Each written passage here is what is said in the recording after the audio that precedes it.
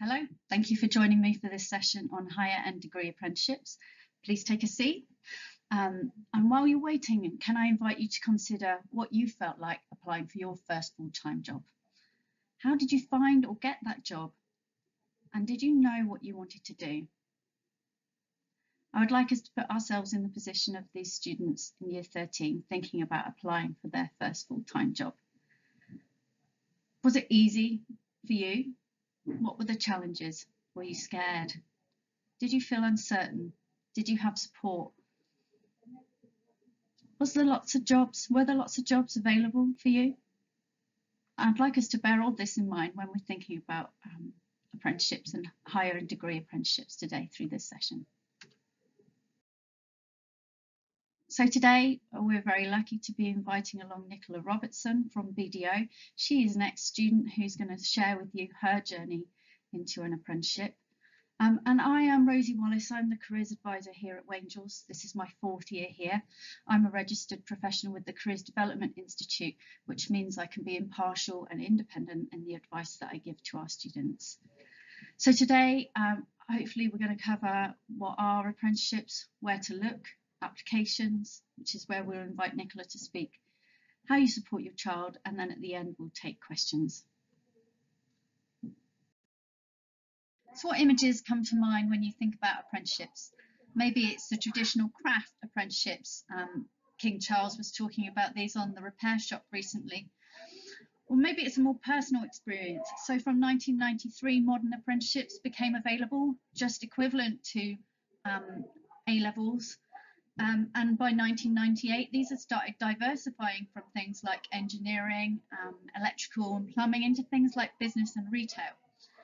In 2005, Alan Sugar's The Apprentice started, and maybe coincidentally, but in 2010 to 15, higher apprenticeships were released for the first time. According to government policy, 40,000 vacancies were available. So these are a relatively new thing that we're asking our students to do. So fast forward to today, it's high on the political agenda. There's a huge amount of advertising. And nowadays, 30% of all apprenticeship starts are for higher or degree apprentices. We need to bear in mind a little bit of realism or caution here, because only 5,000 of those were for those under 18, so under 19, sorry, so aged 18. And so this might not be something that students go straight into. A few will, but not all, but that they may come to in the next few years. I do believe, though, with recession coming, even that despite, I should say, recession coming, that the employers are moving towards school leavers as opposed to graduates, and that there will be continued growth in this area. So moving on to looking at levels, and these can feel a little bit confusing. This is an old national qualifications framework, but I think it shows how the levels work most clearly. So apprenticeships generally are available at levels 2 to 7. Our students, the students in year 13, are currently on a level 3 qualification. Most will be looking for a level 4, which is called a higher apprenticeship, or a level 6, which is called a degree apprenticeship, if they're looking to apply for next year.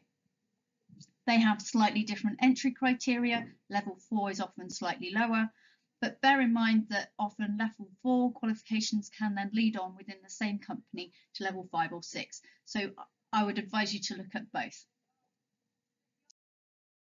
So this is a timeline that I've put together, which will hopefully be a useful guide to show you what's going on generally for our year 13s.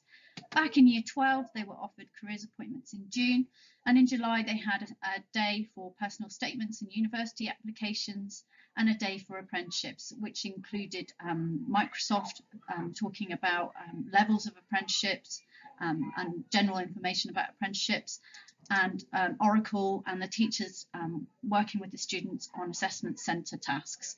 I also did a presentation similar to this, which showed them how the application process and the timelines work. I've also added in here the UCAS deadlines, partly to show you just how clear they are as a comparison to the higher and degree apprenticeships, which can feel a little bit confusing and all over the place. So you can see the deadlines that are in there.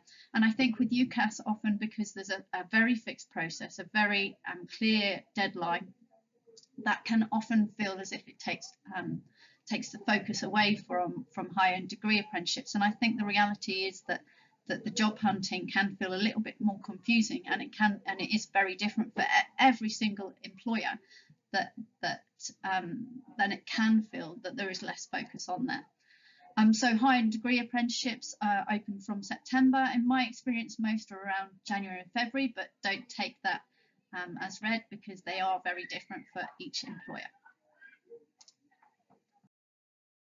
So moving on to where to look for apprenticeships, I've put together this model which hopefully will show students and yourselves the steps to go through to find vacancies.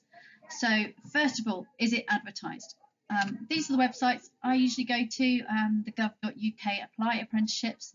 On this you can filter on higher or degree. I tend to keep the keyword section free so that I can see various opportunities that come through, and I don't narrow it down too far, and I would recommend you do the same. You can also tick on companies that are disability confident. Unifrog shows live apprenticeships only, and Rate My Apprenticeship is a reasonable resource to use. So amazing. Students are often very relieved if they see a job advertised that fulfills their hopes, and maybe it's feet up at this point and a cup of tea. But for many, this isn't the case. They look at the site, maybe it's not available yet, maybe it's not what they wanted, and then we need to think about the next step. So the next step is, does it exist? The A to Z guide is a fabulous resource, and it shows all the apprenticeships that can possibly be offered by section and by level, and this is a really good resource to go to. However, if it's listed, it doesn't necessarily mean that there are vacancies available. For example, midwifery is listed in there, but vacancies are quite few. So that's a good place to go next. The next stage, there's a higher and degree vacancy listing document, which is hyperlinked here as well, like the others. And this shows some of the big schemes nationally, when they open and when they close. And it may be that the kind of thing that your child is interested in is listed in there. So that's another good place to go. The last stage, job hunting skills. This is the stage that often feels a little bit daunting. And at this point, students are thinking that they want something kind of advertised and clear and in front of them, but actually the reality is different to what they'd hoped. And so we need to start looking at different ways to approach this. The other thing to bear in mind here is this is where flexibility comes in. So it's not necessarily going to be the case that the job that you want is in the locality that you want, with the salary that you want, and it's being advertised at the right time. So it's about being open-minded. So I like to think of job hunting as a cake. The first step is your preparation. You've got to gather all of your ingredients. So students need to understand their labour market. So they've got to understand the job pool that's available to them and the areas that they're able to move to, or where they currently are. They've got to understand the values of the companies that they're applying to. They've got to read about the companies, understand their history, what are their priorities, what's going on for them in business at the moment.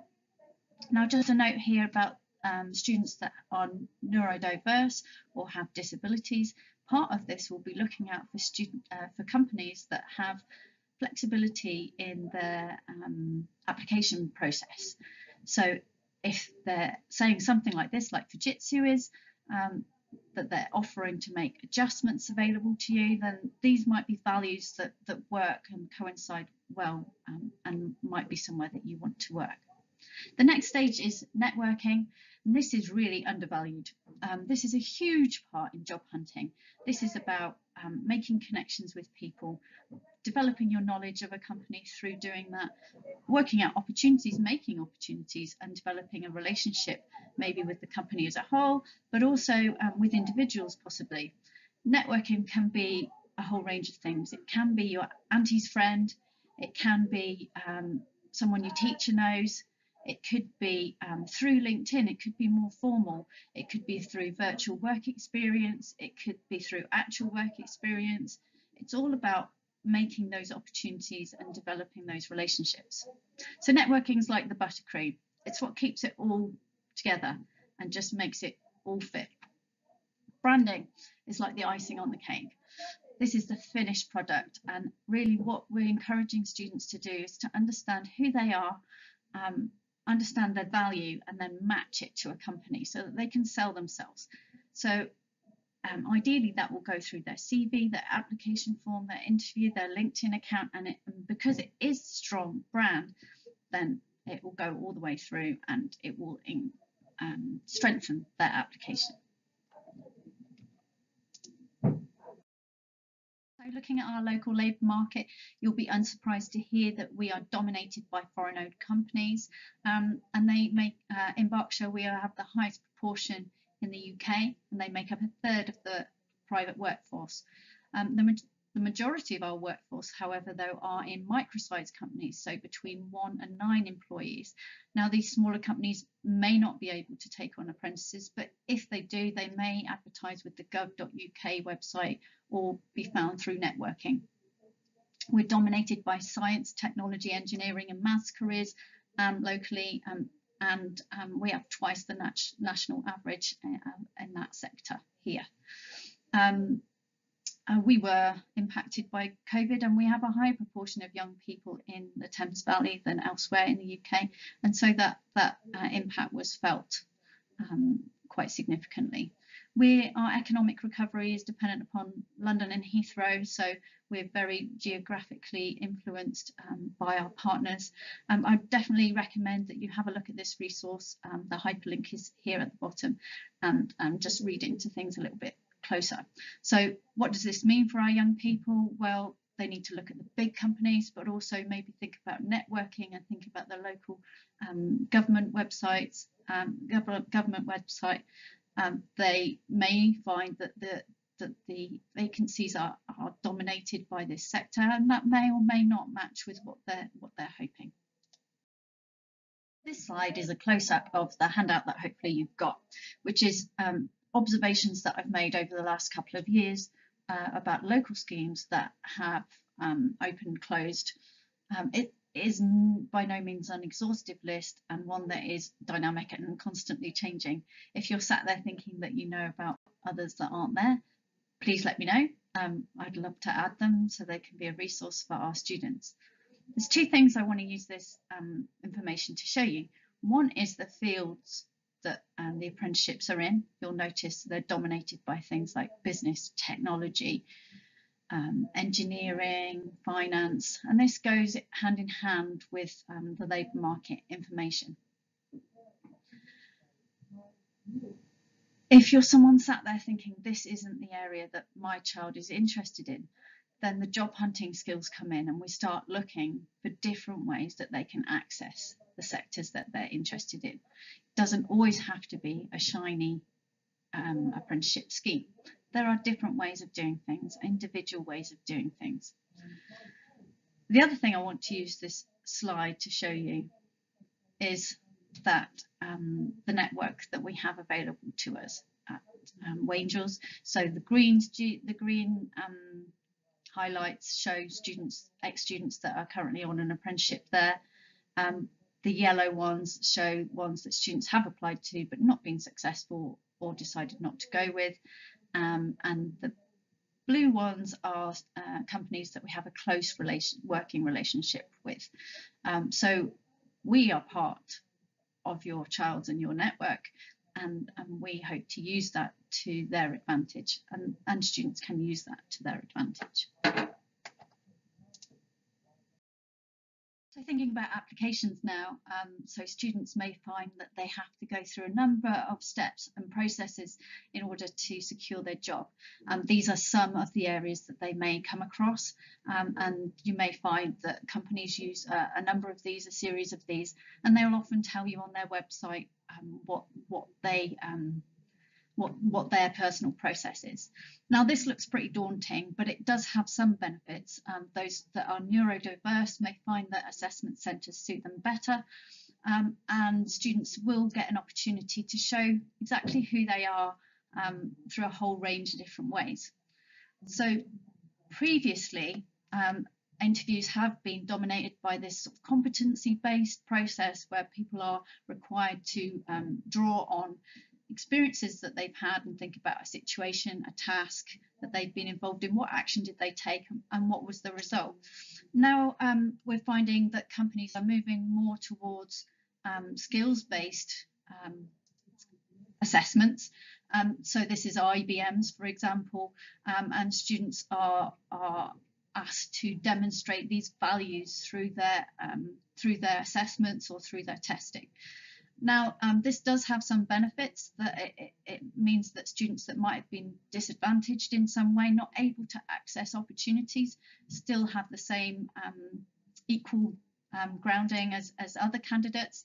But also it's important that students understand who they are and what they are, what their values are, so that they can bring them to the company and what their values are, so that there's a match. There are approximately 67 applications per place, according to the Institute of Student Employers, and that was in 2021. So this is a competitive process and one that we hope to support our students in. Students can use the Unifrog skills tool in which to identify their own skills and think about that in preparation for this interview process.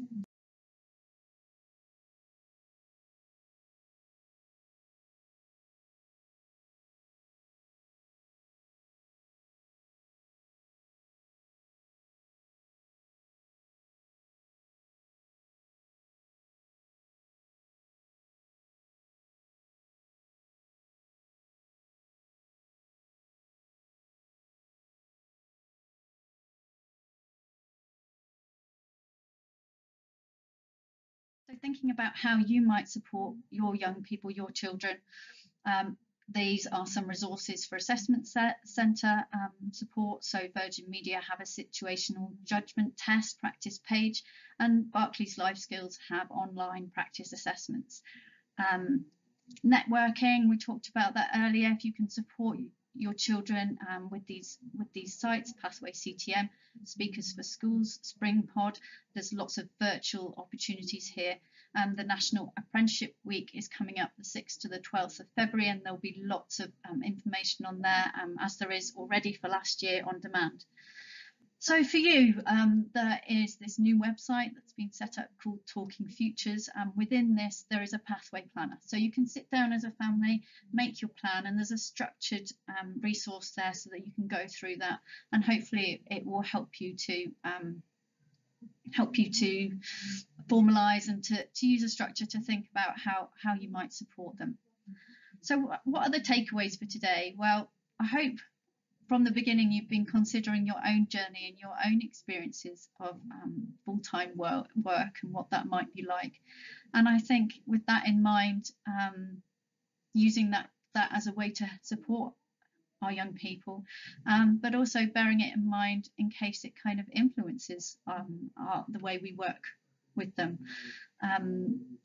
What we're asking them to do is very hard work. It is competitive. It's not an easy option. They need to be flexible. They need to think about different employers, different types of roles. There are success stories, and in my experience, they've needed a huge amount of reassurance and support. So we're right behind you, and we really want to support you and your children in going for these opportunities, and I hope that we can continue to do that and work and go forward. Thank you for being part of this presentation.